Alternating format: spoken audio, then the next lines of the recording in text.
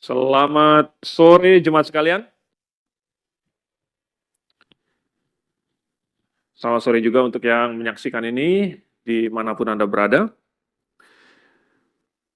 Puji-pujian kita itu sungguh indah. Kalau saya mendengar suara yang penuh dan semangat, hati saya ikut bersemangat. Nggak tahu bagaimana dengan kalian. Ya. Jadi Tuhan memberikan kepada kita banyak kasih karunia.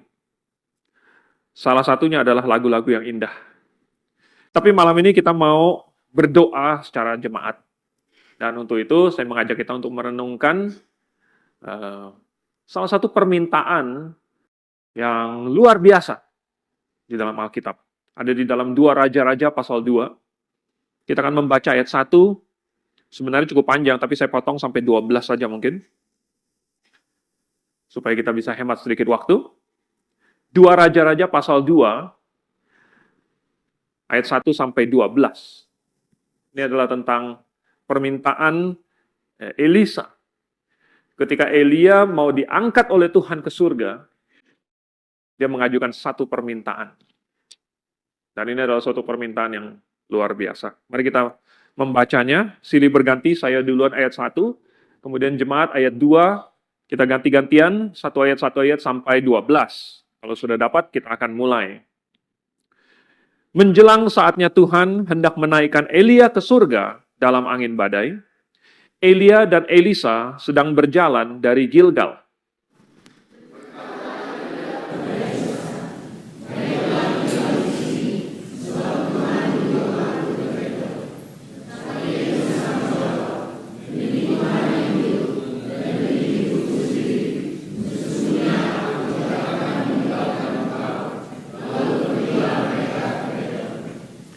Pada waktu itu keluarlah rombongan nabi yang ada di Betel mendapatkan Elisa.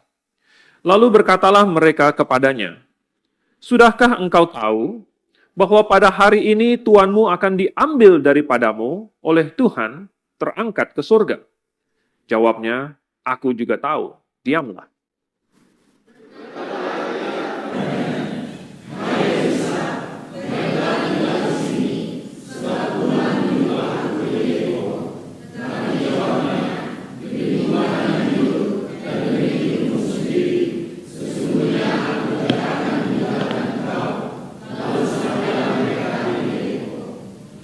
Pada waktu itu, mendekatlah rombongan nabi yang ada di Yeriko kepada Elisa, serta berkata kepadanya, "Sudahkah engkau tahu bahwa pada hari ini tuanmu akan diambil daripadamu oleh Tuhan, terangkat ke surga?" Jawabnya, "Aku juga tahu, diamlah."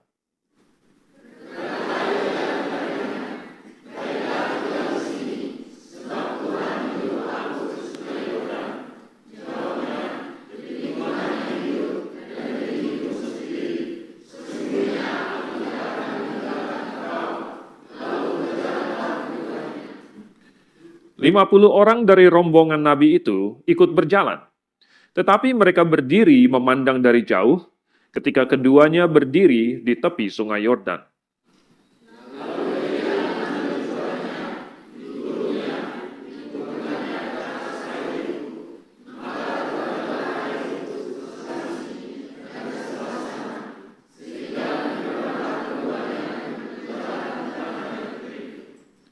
Dan sesudah mereka sampai di seberang, berkatalah Elia kepada Elisa, "Mintalah apa yang hendak kulakukan kepadamu sebelum aku terangkat daripadamu."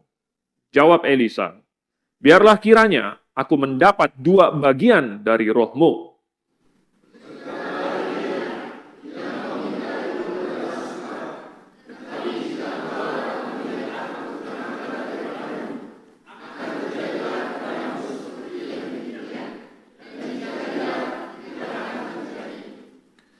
Sedang mereka berjalan terus, sambil berkata-kata, tiba-tiba datanglah kereta berapi dengan kuda berapi, memisahkan keduanya. Lalu naiklah Elia ke surga dalam angin badai.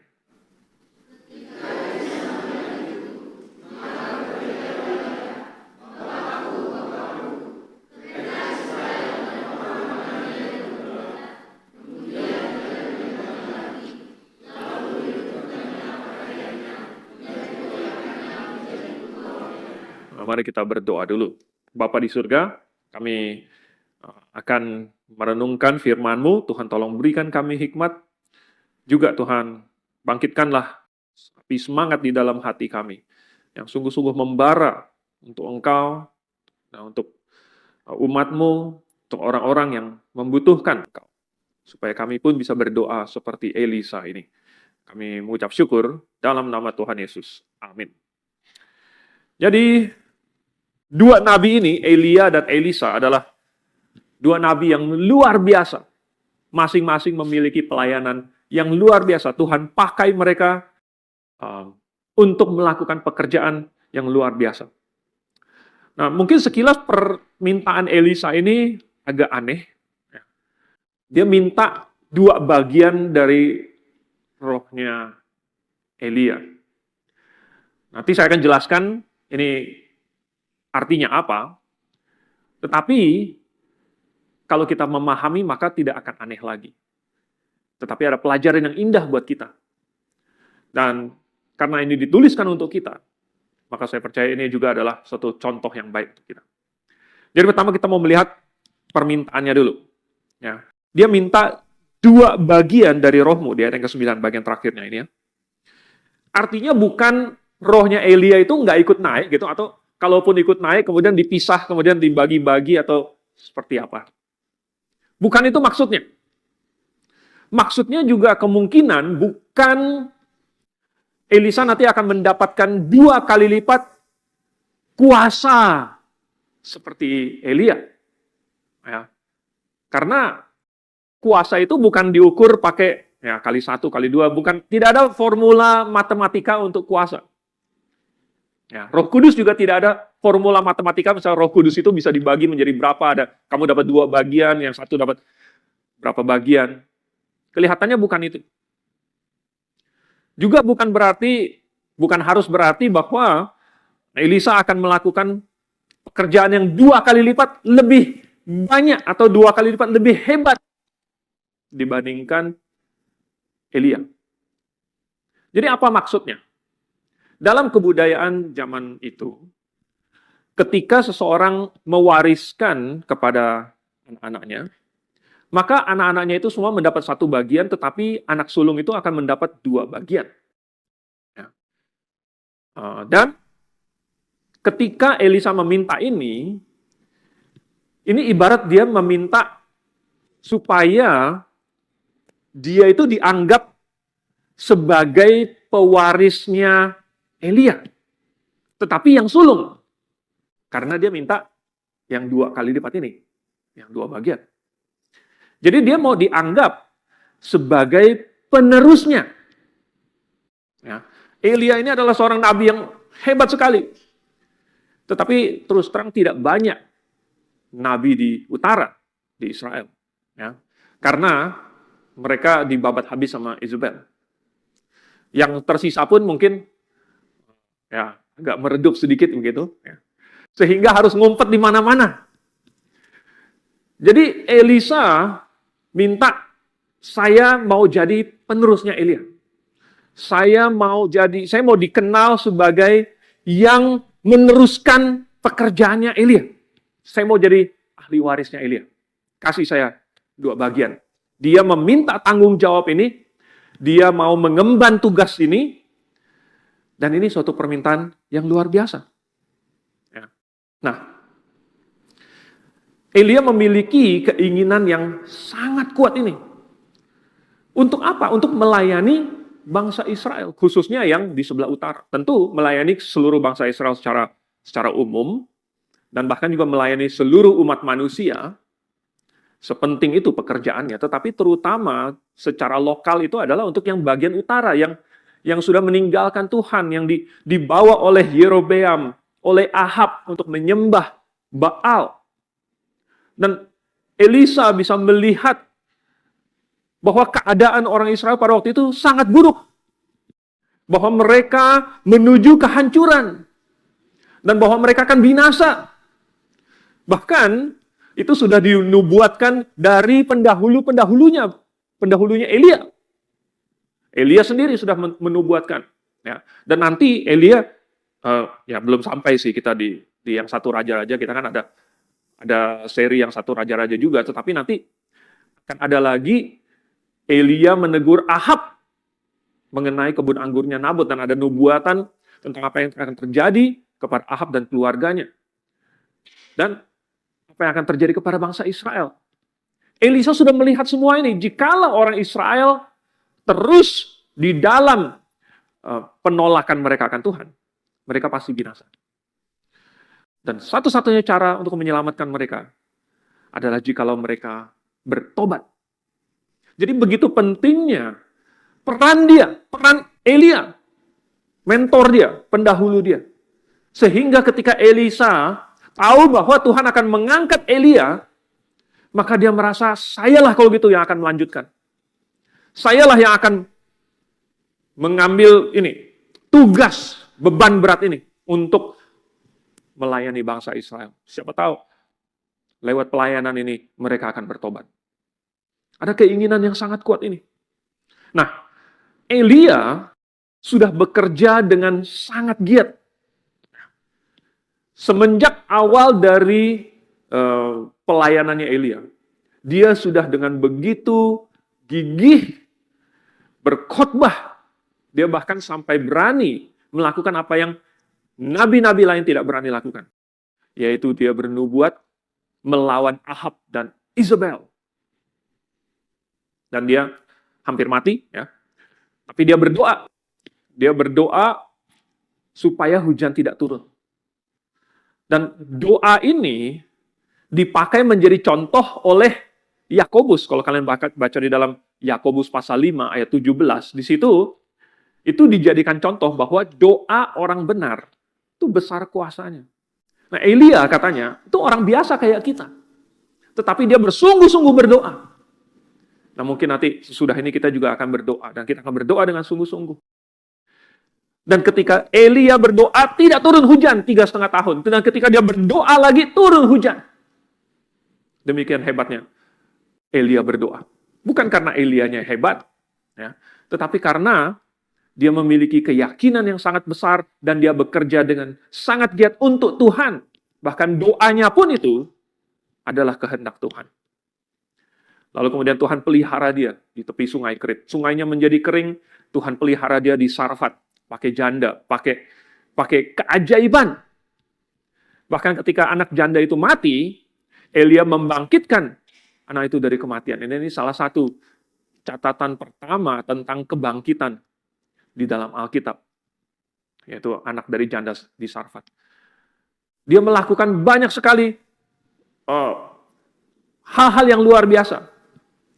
Dan dia akhirnya mengambil seorang murid, Elisa. Dan mempersiapkan Elisa untuk melanjutkan pekerjaannya. Dan apa yang dilakukan oleh Elia ini menjadi inspirasi buat Elisa. Dan Elia begitu giatnya, begitu setianya, sehingga akhirnya dia menjadi standar, dia menjadi model untuk nabi-nabi selanjutnya. Belakangan, nabi-nabi itu akan diukur seperti Elia. Yohanes Pembaptis diukur seperti Elia. Ya. Nanti katanya di akhir zaman akan ada 2 saksi. Salah satunya adalah Elia. Dan ini adalah sesuatu yang menginspirasi Elisa bahwa pekerjaan dia seperti itu, saya mau seperti itu. Dan ini suatu hal yang positif bagi Elia, bahwa dia bekerja sedemikian rupa sehingga dia menjadi teladan buat Elisa dan buat generasi selanjutnya.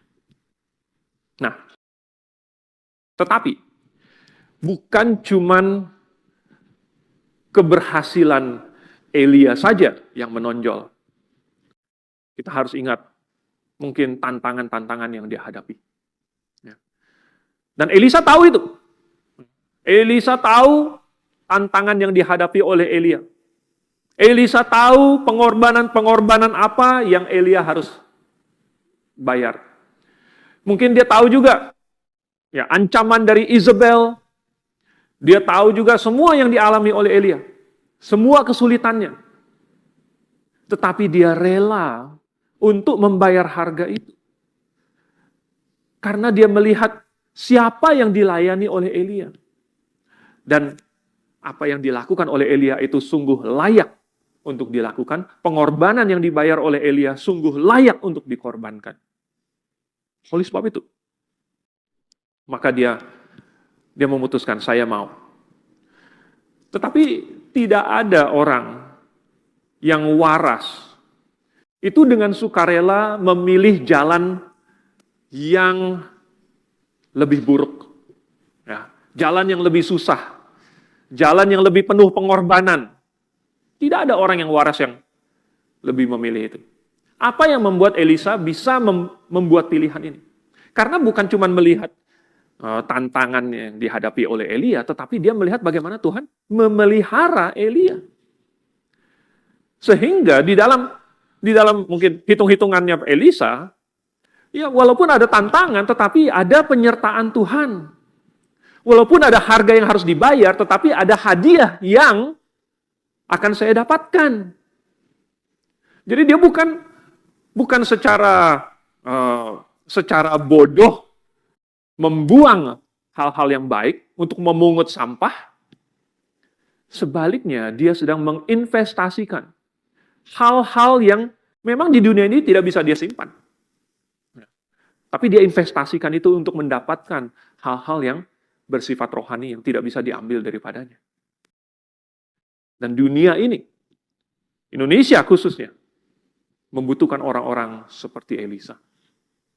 Yang terbeban, yang bisa melihat kebutuhan rohani orang lain, dan yang melihat bahwa dirinya adalah bagian dari rencana Tuhan, yang dipersiapkan oleh Tuhan lewat Elia, atau lewat bapak-bapak iman kita, untuk melakukan suatu pekerjaan. Tapi maukah kita seperti Elisa, berdoa, saya mau jadi penerusnya, saya mau jadi ahli warisnya.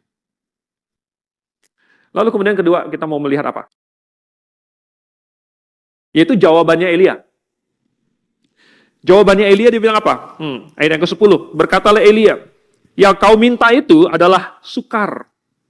Tetapi, jika engkau dapat melihat aku terangkat daripadamu, akan terjadilah kepadamu seperti yang demikian. Dan jika tidak akan terjadi. Apa arti dari perkataan Elia ini? Dia bilang, kamu harus melihat dia terangkat. Dan memang akhirnya diangkat. Ya. Dan yang dilihatnya itu sungguh ajaib. Karena dari deskripsinya, itu ada kereta api, bukan kereta api tutut ya, tapi kereta yang berapi-api, kereta kuda yang berapi. Yang ditarik oleh kuda yang berapi itu kemudian menyambar Elia dan kemudian dibawa naik ke surga. Ini belum pernah dilihat. Dan sesudah itu tidak dilihat lagi oleh siapapun juga. Ini satu-satunya terjadi seperti ini. Dan Elia sendiri tidak tahu kan. Pokoknya Elia bilang, kalau kamu bisa melihat aku diangkat, maka kamu akan terjadi seperti yang kamu mau itu. Apa artinya? Kenapa Elia kasih syarat seperti ini? Karena sebenarnya bukan tergantung Elia yang memberikan, oke, jabatan saya kasih kamu. Kalau itu tergantung kepada Elia sendiri, Elia tinggal bilang, oh, kamu mau jadi penerus saya? Oke, nih saya kasih jubah saya kan, mantelnya, tinggal dikasih. Tapi bukan. Dia bilang bahwa kamu harus melihat sesuatu yang manusia biasanya tidak bisa lihat. Sesuatu yang Tuhan bisa kasih lihat. Berarti bukan tergantung Elia, tetapi tergantung Tuhan. Tuhan yang pilih. Kamu mau menjadi nabinya Tuhan? Tuhan akan pilih. Kalau Tuhan mau kamu jadi nabinya, kalau Tuhan mau kamu melayani, Tuhan akan pilih. Dan Tuhan akan kasih lihat itu. Tapi kalau kamu nggak bisa lihat, engkau nggak bisa melihat apa yang Tuhan kasih lihat kepada kamu. Mau melayani apa? Jadi, Tuhanlah aktor utamanya. Kalau dalam film. Sekaligus Tuhan sutradaranya, Tuhan aktor utamanya, karena Tuhanlah yang memanggil. Tuhanlah yang memberi kuasa. Tuhanlah yang memelihara. Tuhanlah yang memberikan hasil. Elia, Elisa, hanyalah hamba-hambanya. Mereka bukanlah aktor utamanya yang, aktor laganya yang keren-keren gitu. Enggak. Mereka cuman peran pembantu saja. Di mana Tuhan perlu, Tuhan panggil, kamu isi di sini ya. Saya ada pekerjaan di sini. Kamu tinggal berdiri di sini aja. Nah, nanti habis kamu potong-potong itu lembunya di atas mezbah, nanti Tuhan yang akan kirim api, lalu kemudian memakan itu semua. Elia cuma berdiri di situ. Bukan dia yang punya kuasa, bukan dia yang melakukan apa-apa. Mujizatnya semua berasal dari Tuhan. Pesannya berasal dari Tuhan. Dia hanya menyampaikan apa yang Tuhan pesankan.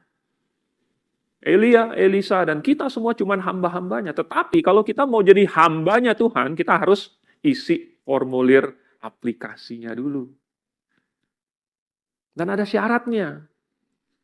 Mau jadi partnernya Gojek aja, ada syarat. Jadi partner, ya. Mau jadi karyawan ada syaratnya. Nah, apa syaratnya? Ya. Kalau misalnya tergantung Tuhan, berarti Tuhan akan menilai. Tuhan akan menilai. Dia mau panggil atau tidak. Karena sepanjang sejarah, sepanjang Alkitab, kita membaca bahwa Tuhan memanggil banyak orang. Salah satu yang terkenal itu kayak Samuel. Samuel dipanggil, tetapi dipanggilnya sebelum tidur. Nah, tentu tidak semua orang dipanggil sebelum tidur.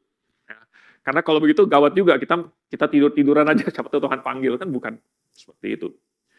Ya, Tuhan panggil juga yang lagi di meja pemungut cukai, Tuhan panggil yang lagi bersihin jala, habis kerja, dan lain sebagainya. Tuhan memanggil.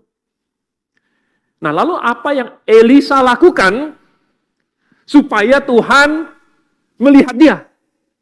Apa yang Elisa lakukan?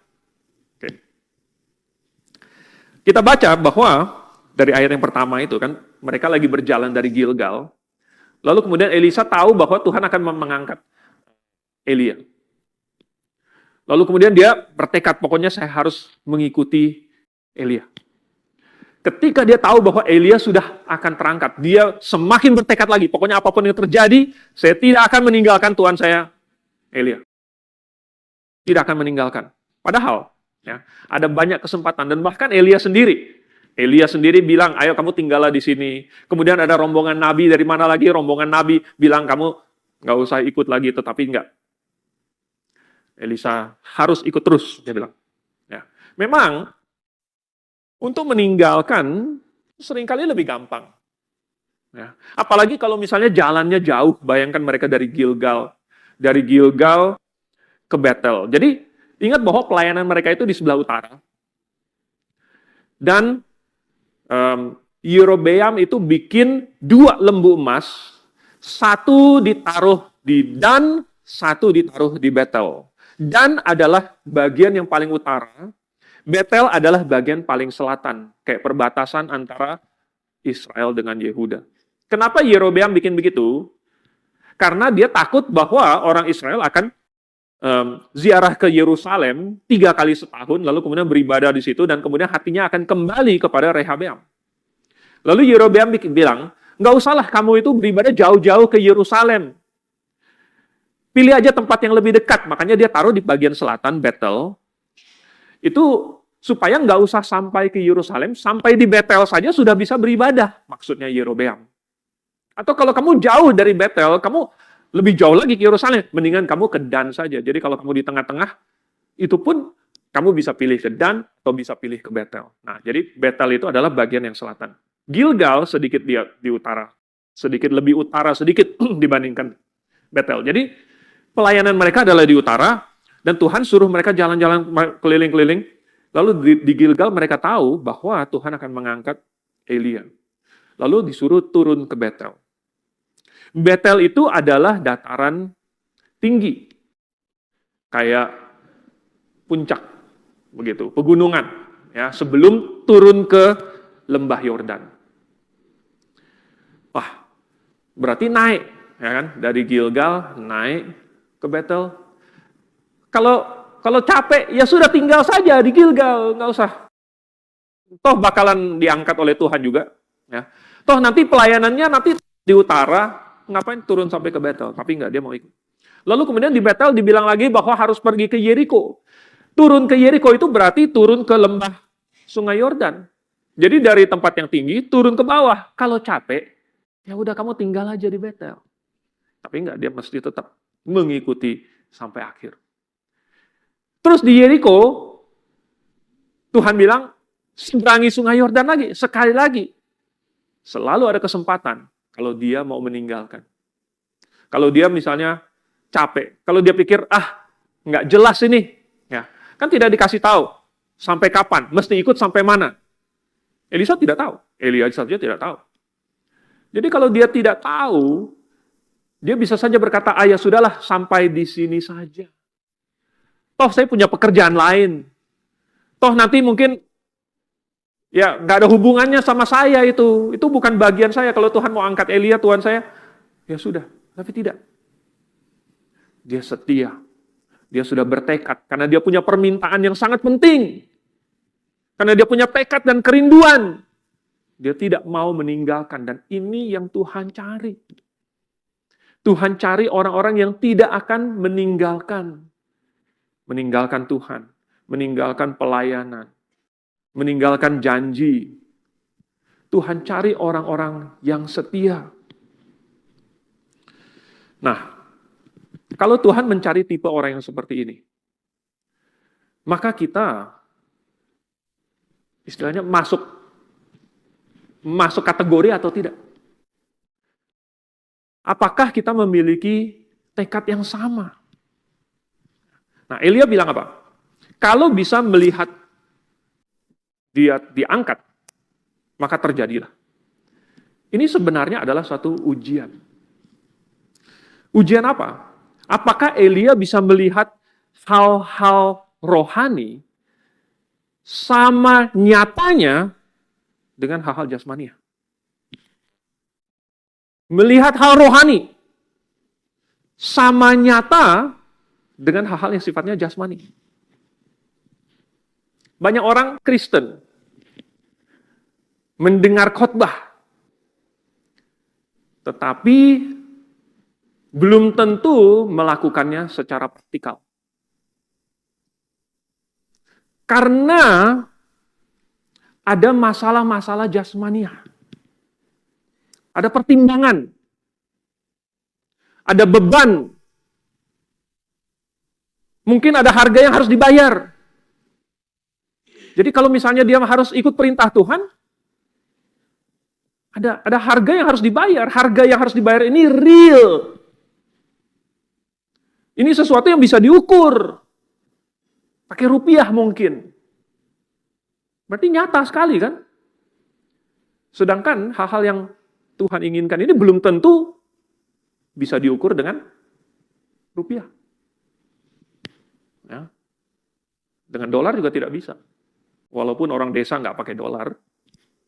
Tapi ya, hal-hal yang sifatnya rohaniah itu punya efek kepada hal-hal yang sifatnya jasmaniah. Dan itu sama realnya. Tapi kalau orang tidak bisa melihat itu, bagi dia yang lebih real itu adalah yang sifatnya jasmaniah, yang dia bisa pegang. Maka ini akan menjadi prioritas. Semua pertimbangan, semua pemikirannya itu mempertimbangkan hal-hal yang bagi dia paling nyata. Yang jasmaniah ini. Maka tidak heran kalau dia lebih memprioritaskan hal-hal yang sifatnya jasmaniah. Karena bagi dia itu yang lebih real. Tetapi, coba kita pertimbangkan. Misalnya, ini ada orang mau kasih 100 juta cash. 100 juta, bayangin bisa bikin apa, bisa beli apa, bisa bayar hutang, bisa cicil apa, bisa 100 juta cash. Atau 1 M, tapi di bank. Jadi nggak kelihatan. Tapi sebagian orang Kristen akan lebih pilih yang cash, yang bisa dia pegang. Kita bilang, kok aneh? 100 juta sama 1 M. Masa pilih yang 100 juta hanya karena itu kelihatan, hanya karena itu sudah dalam bentuk cash? Yang di bank itu memang cuma angka saja, tetapi itu adalah representasi dari cash juga. Bagi orang yang mengerti, maka itu sama dengan cash, sama. Tapi bagi orang yang tidak bisa melihatnya, mungkin terlalu kuno gitu ya, terlalu jadul, dia pikir dia nggak tahu bahwa uang itu bisa disimpan di bank dan muncul di angkanya saja gitu. Mungkin dia pikir, wah ini celengan kayak zaman dulu gitu ya, mesti ada barang fisiknya gitu, baru ada duitnya, baru tabungannya itu ada. Tapi kalau orang Kristen bisa melihat hal-hal yang sifatnya rohani ternyata nyata juga, bagi dia sama nyatanya, maka akan jelas bahwa yang mana yang lebih prioritas. Kalau sama-sama nyata. Makanya Elia bilang, ya, dia mau yang dia minta itu sukar. Ya. Yang kamu minta itu sukar. Tapi sukar bagi orang yang tidak bisa melihat hal-hal yang sifatnya rohani. Sukar bagi orang-orang yang tidak mengejar hal-hal rohani. Mau jadi penerus Elia, sukar. Ya. Tetapi kalau Elisa bisa melihat hal-hal yang bersifat rohani, dan itu seolah-olah melihat sesuatu yang nyata, sehingga dia bisa bilang sama Gehazi, ya, bilang sama Gehazi, coba kamu lihat sekeliling, bukit yang mengelilingi kita itu. Dia minta Tuhan bukakan matanya. Wah, hambanya itu. Ya. Dan baru melihat ternyata itu dipenuhi oleh malaikat. Karena dia bisa melihat. Oke, Tuhan yang kasih lihat. Tetapi karena dia memang memiliki pandangan mata rohani. Maka bagi orang yang memiliki pandangan mata rohani, melayani Tuhan, menjadi hamba Tuhan, menjadi sesuatu yang sangat masuk akal. Sangat logis. Tidak ada yang lebih logis daripada melayani Tuhan. Buat orang yang bisa melihatnya. Sama seperti uang cash atau uang di bank. Pakai logika saja. Coba dipikirkan secara logika. Mana yang lebih baik? Kalau dia bisa melihat itu nyata. Hal-hal yang bersifat rohani. Kalau begitu melayani Tuhan ini menjadi sesuatu yang sangat-sangat logis. Yang patut dikejar. Tapi pertanyaannya, bisakah kita melihatnya? Kalau kita bisa melihatnya, maka doa kita itu nggak beda jauh dibandingkan doanya Elisa. Mari kita tundukkan kepala, kita merenungkan. Bapa di surga, kami sungguh terinspirasi oleh pelayanan Elia dan juga Elisa. Kami ingin supaya kami bisa melihat hal-hal yang bersifat rohani, sama seperti mereka. Sehingga mereka rela untuk mengorbankan apapun yang ada di dunia ini. Mungkin menjual seluruh hartanya Tuhan, lalu kemudian membeli ladang yang berisi harta yang terpendam itu, dan kemudian mengejar kerajaan-Mu dan kebenarannya. Maka pemeliharaanmu tidak akan kurang, tidak akan terlambat. Kami mohon supaya Engkau pun akan menilai kami, apabila kami layak Tuhan, maka panggil kami. Kami ucap syukur dalam nama Tuhan Yesus. Amin.